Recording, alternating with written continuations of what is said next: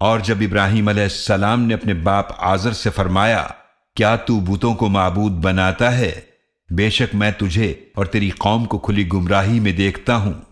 اور اسی طرح ہم نے ابراہیم علیہ السلام کو دکھائے آسمانوں اور زمینوں کے عجائبات، اور اس لیے کہ وہ خوب یقین کرنے والوں میں ہو جائیں۔ پھر جب ان پر رات چھا گئی تو انہوں نے ایک ستارہ دیکھا۔ ابراہیم علیہ السلام نے فرمایا کیا یہ میرا رب ہے؟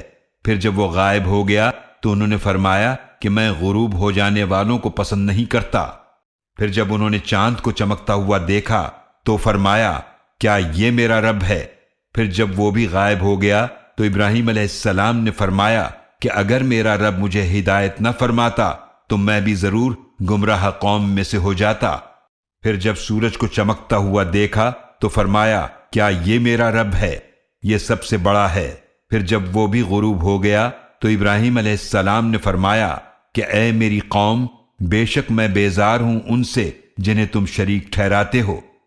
بے شک میں نے اپنا رخ کر لیا سب سے الگ ہو کر اسی کی طرف جس نے آسمانوں اور زمینوں کو پیدا فرمایا، اور میں مشرکوں میں سے نہیں ہوں۔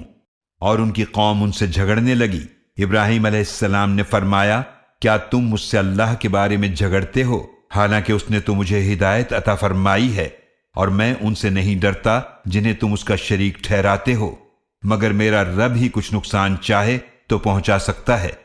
میرا رب اپنے علم سے ہر چیز کا احاطہ کیے ہوئے ہے، تو کیا تم نصیحت حاصل نہیں کرتے؟